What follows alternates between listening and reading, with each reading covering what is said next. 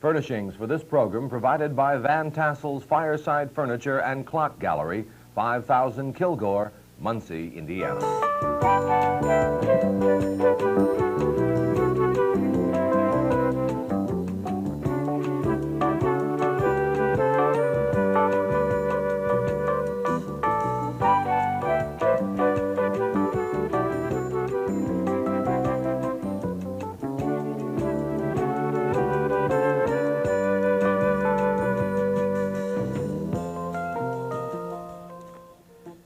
On our program today, we will talk with an Iranian hostage, we will discuss severe weather in Indiana, and our third topic, restoration of art.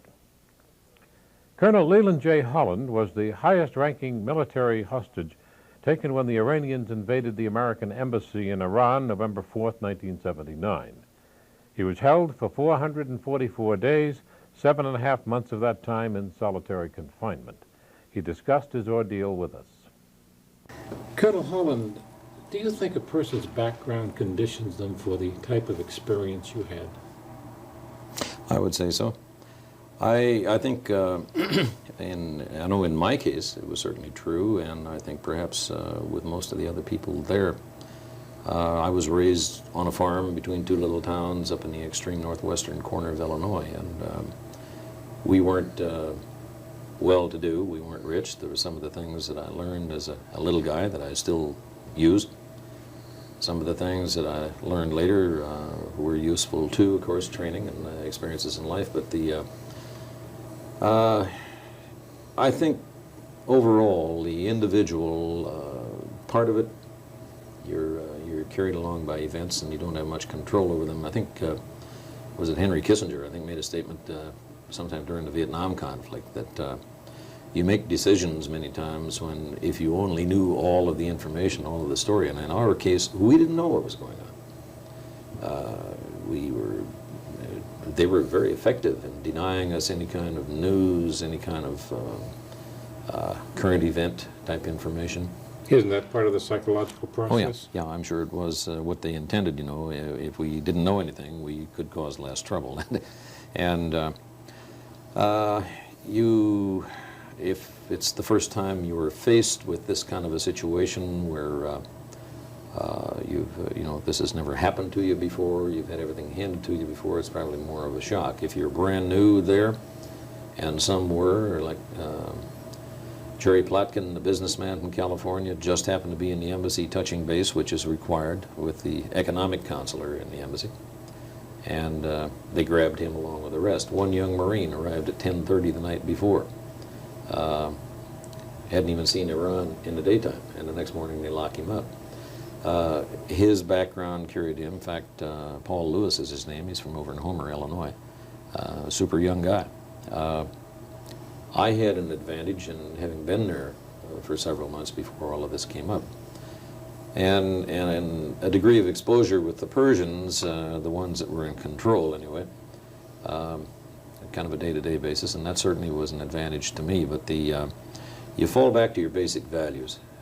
You don't need a PhD from a prestigious institution. At some point you're going to say, you know, this isn't right, you know.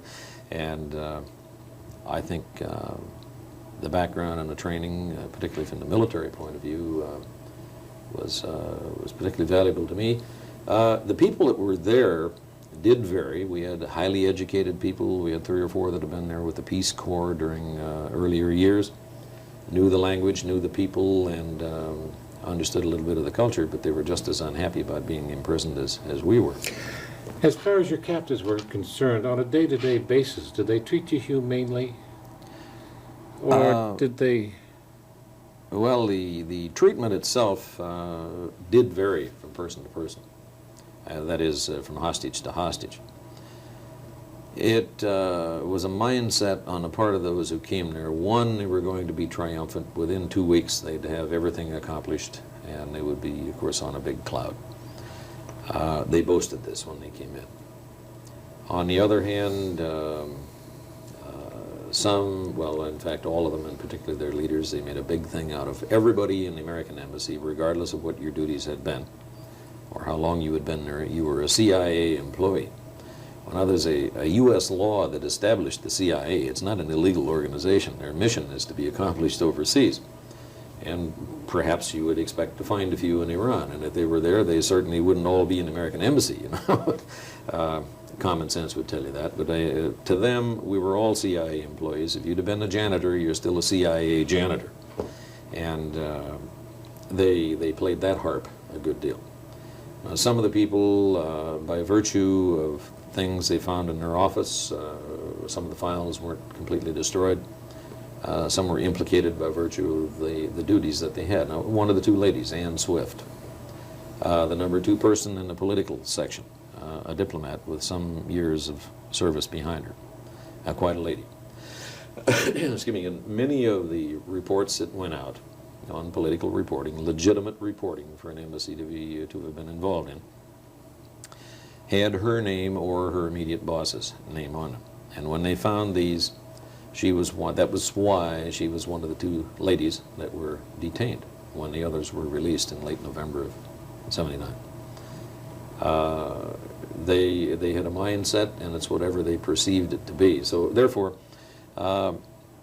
they picked on you depending on what your involvement was. A couple of people were able to convince them that they were purely paper shufflers. And one of the Army guys was just superb at this. He made a big thing. They were trying to be religious fanatics. He made a big thing out of being religious. He happened to be a fairly religious Catholic. I say fairly, he wasn't fanatic about it.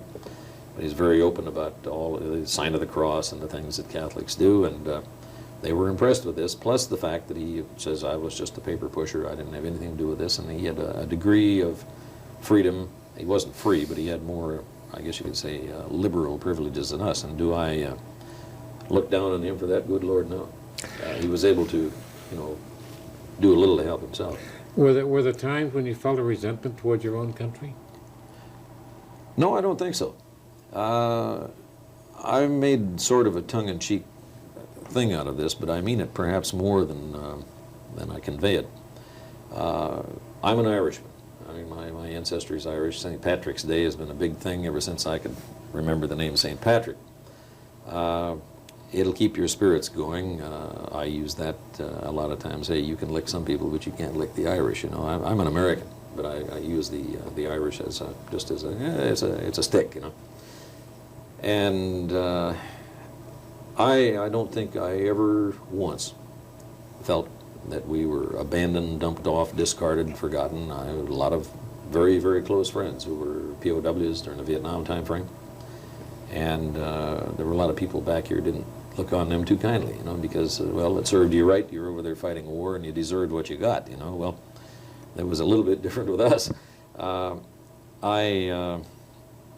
think perhaps we felt, I think almost to a man and a woman, that when we had advance notice the Shaw was being admitted into the U.S., and about 6-8 hours. And we anticipated they were going to come clobber us as soon as the word hit the street. It didn't happen. And the day we were captured, it was day 14 of the Shaw's stay in the U.S. It was a surprise to us when they did come. I mean, kind of almost unexpected.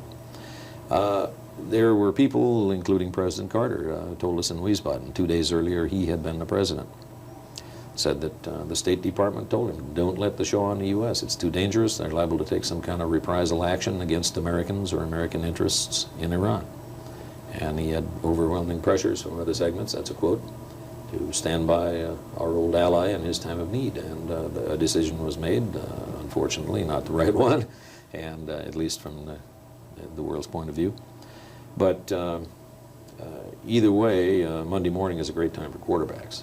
And one of the things that's most important, and I think it was especially true for us there, that you have a requirement, an obligation. One, you're an American. Don't forget it. And number two, when you're there, you've got to remember the other Americans around there. We had a couple of unfortunate instances where guys had kind of feathered their own nest at the expense of the other Americans that were there. That does happen in prisoner situations. It does, and of course everybody has a breaking point. That's a fact too. But the Americans came out of that there was a lot of criticism, the rescue attempt, all kinds of things that didn't go right. The Americans couldn't seem to win a ball game no matter how hard they tried, but I think we won that thing in the end. They paid a heck of a price. Ron Przyblinski, Chief Meteorologist at Indianapolis Airport, on campus for a geography lecture, discussed with us Indiana's violent spring weather. In our national weather forecasting, we're depending a lot now on computers. What happens when the computers malfunction? Well, problems arise and a human element comes into play here, which we basically exercise our abilities to, like say, issue the forecast to the best of our ability. The computers, if they do come down, they can automatically be rebooted at a very short time span, within a few minutes, so we can get the system back up and then issue the forecast. We're getting into that time of year now that we all dread, the changing of the seasons and the tornado situations. We've been reading about basic research in respect to tracking tornadoes. Are we getting some pretty interesting results? Yes, we are. The folks at the National Severe Storms Laboratory has conducted research since the mid-1960s. And in the mid-1970s, they have added a Doppler radar system. And this has tremendously improved the tornado detection. They have found what was referred to as a circulation within a storm as much as 20 minutes prior to tornado touchdown. So the Doppler radar system would be a valuable tool in the future for National Weather Service offices in issuing more reliable warnings and having a greater lead time. If you can predict a tornado touching down in 10 or 20 minutes, can you get people to listen to the warning? This is the second problem, is the communication problem, like say, from the National Weather Service office issuing the warnings to the public through commercial radio and television and through the NOAA weather radio system. The problem is that people must have more trust in the warnings being issued. Within the past 5 years at Indianapolis, we have improved our warning detection compared to the 1970s. There has been a marked improvement. So the key thing here is that, yes, the warnings being issued now are become more reliable compared to that of 1970s. They should always listen to a tornado warning and a tornado alert. The alert, of course, means that a tornado is in the area. That is correct. At the same time, another important element is a severe thunderstorm warning. And here, too, very strong thunderstorm winds do have the potential of producing quite a bit of wind damage, knocking down trees, as well as, at the same time, causing quite a bit of destruction to property. We, unfortunately, weather-wise, sit right astride all these severe systems, don't we, folks in Indiana? Yes. Usually, like I say, the two peak months of severe weather is the month of April, and this is basically due to dynamics of the system that comes across the mid portion of the country. And like I say, in the month of June is a secondary peak system of severe weather, and this is basically due to the instability of the atmosphere. We receive much more moisture in the month of June, much more humid conditions, and this is an important ingredient towards the development of severe weather. Have we had any severe storms or any severe tornadoes this year in Indiana? So far, we've been pretty lucky again. We've had some mini tornadoes which occurred in extreme southeastern Indiana around March 28th, and we also had some severe weather in the northern portion of the state, basically large hail and damaging winds. You know, we always, I guess, dream about harnessing the weather. Is it too far-fetched to think that someday we might control tornadic weather? Like, you know, the seeding of the clouds sort of thing? This is still in the experimental stage, and the chances of us to control the weather is very remote. We can possibly enhance the rainfall through cloud seeding on a smaller scale, but this is a very small scale.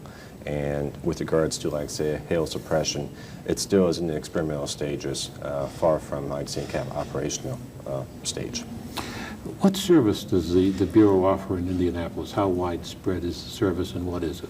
The service we offer is a combination of forecasting, public forecasting, for the aviation community as well as for the public. Also, we issue severe weather warnings statements to the public for impending hazardous weather like winter storms, severe thunderstorms, and tornadoes. And also, we have combinations of issuing flash flood statements and flash flood warnings for possible flash flood events. I had a friend who managed an airport, a small airport, in Indiana, and he told me that 90% of small plane accidents, weather connected, could be prevented if the pilots would heed the weather warning. That is correct. One of the problems in today's aviation is that of wind shear. You might have heard this term within the past 2 or 3 years. This particular element has caused quite a bit of aircraft accidents. Even the large commercial airlines have been the problems, or have been the culprits of the wind shear, basically. Wind shear is due to basically very strong, intense thunderstorm winds hitting the surface and causing a lot of damage. And this causes the aircraft to lose its speed and motion, and therefore causes the crash to occur. Do you know Jimmy Fiddler? No, I don't. He was a very important man in the National Weather Service, and he started the first radio weather report here in Muncie at WLBC back in the 1930s. I think that's a little known fact. I thought maybe you might have known that. How many people call on you for service? You mentioned the aircraft industry. Right. We have a variety of information, services to the public. We get construction companies calling us concerning, like, say, when the rainfall is going to, when rain is going to be occurring across Indianapolis. We also have services, again, to the agriculture community with regards to information concerning wind speed, wind direction for fertilizer application, also, like I say, for soil moisture composition. And we have, again, general information forecasting for the public, temperatures, wind speed, wind direction, and so forth. How do you analyze the public attitude towards severe weather warnings? Here, for example, that terrible Easter tornado that killed hundreds of people in Indiana years ago. You would think just a storm like that would be enough to warn people, but people continue to ignore the warnings. Yes, I think part of the problem, again, is the lack of our understanding of the science of severe storms at that particular time. And basically one of the problems we had at this time is they would issue warnings, and yet would not be able to verify these warnings. This is one of the problems. But today we are starting to improve our techniques in severe storm identification, utilizing new methods and new approaches. These methods and these techniques have been devised by the people at the National Severe Storms Laboratory in Norman, Oklahoma. And with these new techniques, we are improving our reliability of issuing severe weather warnings to the public. Okay, in closing, we might ask you to give us the usual procedure that should be taken in the event of a tornado. Right. If you have a basement, you are to go in the basement, and particularly in the northeast corner of the basement, and not the southwest corner. In years past, we mentioned that southwest corner is the most safest place, but this is incorrect. Today, the northeast corner is the most safest place, and particularly under a sturdy table or a sturdy mattress of some sort. If you have no basement, you should basically place yourself in a closet or some kind of a very small room in the center of the house. The first thing which is going to go is basically the exterior walls of the house. But usually 9 times out of 10, the bathroom or the interior closet is going to remain standing. So one should place themselves in a closet and hide under some kind of a mattress. What if you're in open country and driving an automobile? Here again, the ditch or ravine is the safest place to be. Definitely leave the car automatically and go into this ravine or ditch. You shouldn't try to avoid the tornado. No, it is too dangerous and can cause, like I say, to make some wild gyrations in the direction and so forth. So the key thing here is to exit the car and go to the nearest ditch or ravine. The Ball State University Art Gallery recently received grants for the restoration and conservation of art. Director Alain Joyaux pointed out the importance of preserving our artistic heritage. The Art Gallery recently received 2 grants for restoration. What are some of the pieces and what is the work that's going to be required? Most galleries, I think almost any collection in the United States, the majority of works need to be conserved at one time or another. It is an ongoing process. We are in the process now of looking carefully at the collection, of all aspects of the collection, whether it be painting, sculpture, works on paper, and setting some priorities for conservation. We recently applied and received a grant from the Indiana Arts Commission to conserve two works, a pastel on paper by Edgar Degas and an Alexander Calder mobile. We also recently applied to the National Endowment for the Arts for a conservation grant for works on paper, and under that grant approximately 25 works will be conserved. Restoration is very expensive. It's a very expensive process, and I think it's probably best equated to, say, a doctor performing an operation. It takes a tremendous degree of training, it is very time-consuming, and of course it is charged by the hour. Does deterioration of a piece of art greatly affect its artistic value? It does in a number of ways. Certainly financially it decreases its value. As a museum, we're not as concerned with that as we are concerned with the visual appeal of that work. If the work today is no longer as the artist intended, if it has been either damaged or if there has been overpaint from a number of other restorations, or perhaps the painting has just darkened through numerous coats of varnish, that work no longer reflects the artist's intent. And so as a museum, it is something which we are not comfortable with showing. How many pieces in the Ball State Art Gallery need restoration? Unfortunately, a large percentage. Again, this is not atypical of most museums. Perhaps our only real problem is that over the years we have not done as much as we could have. So now we have a backlog of many things to work on. What is the gallery doing to ensure that proper conservation and preservation practices are followed? Well, there are a number of things that we have to look at. First, works of art are damaged severely by exposure to too much light, to fluctuations in temperature and humidity. And so each of those areas which are part of the environment for the work are monitored very carefully. We want the humidity and the temperature to remain absolutely constant, and we monitor light levels so that works do not fade. Are there these practices that the private collector could also use and should use? They certainly should be used. They can be used to a little more of a limited extent. The private collector doesn't have the availability of temperature and humidity controls to the extent that a university art gallery or any museum would have.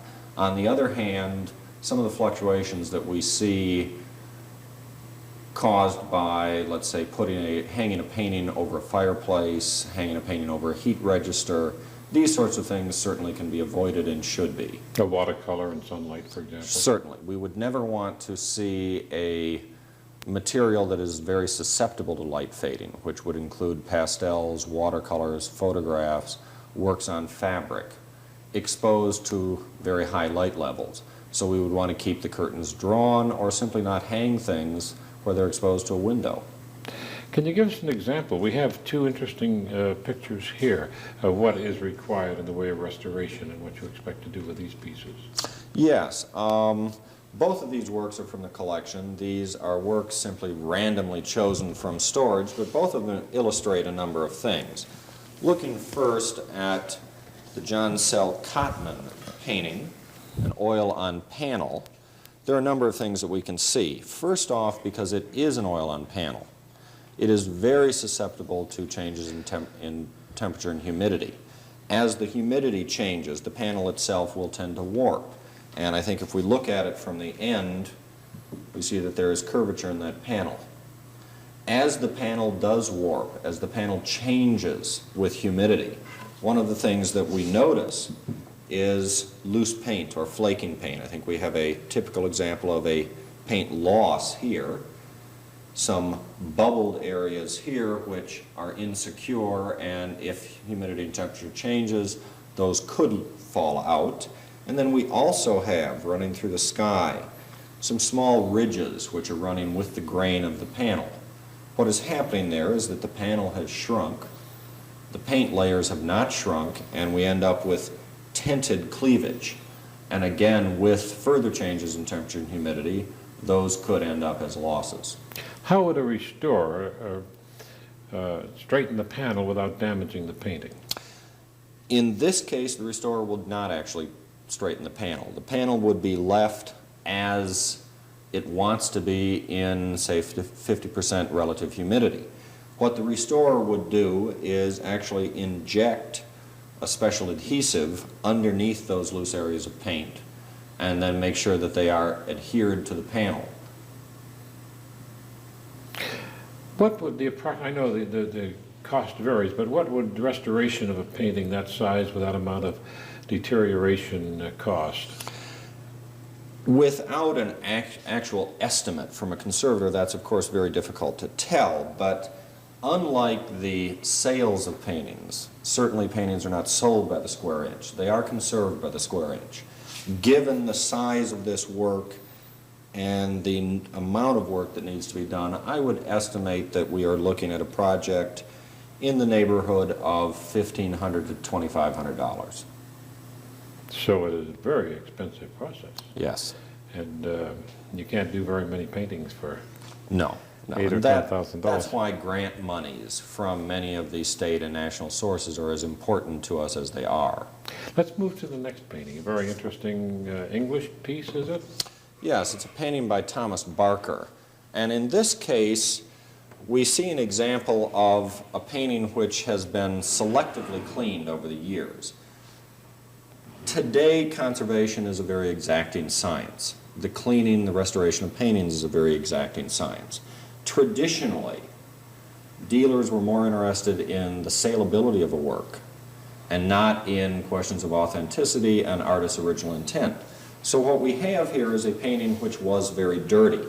And I think if we look in this upper sky area, the landscape in the foreground, we have a tendency to see it as a fairly dark painting. When this painting was sold in the 19th century, probably in the later 19th century, the dealer chose to clean it partially so that the public or the buyer at that time would not be aware that, in fact, it was a dirty painting. And what the dealer did was clean just a section of the sky. And so we have this almost triangular section of bright blue sky. That implies that, after all, if this is clean, the whole painting must be clean. In fact, that is not the truth. It was only cleaned in this area. And if that cleaning proceeded, we would find that the remainder of the sky would be as blue as that one section, and the tonal shift between this area of sky, which is clean, and the dark area here would be consistent throughout the landscape area. So the landscape itself would be a far brighter, daylit landscape. And actually, your sheep would be white. Certainly, the sheep would be white rather than the off yellow. Some artists did paint dark, though, didn't they? Certainly. There were different eras, if we look stylistically, where the darker tonalities were chosen on purpose. But all of that comes down to a question of research and looking at these pieces. This painting was not intended to be that dark, and in order to be fair to the artist's intent, we would want to have this painting cleaned, and then the public, as they view it today, would be looking at what the artist intended.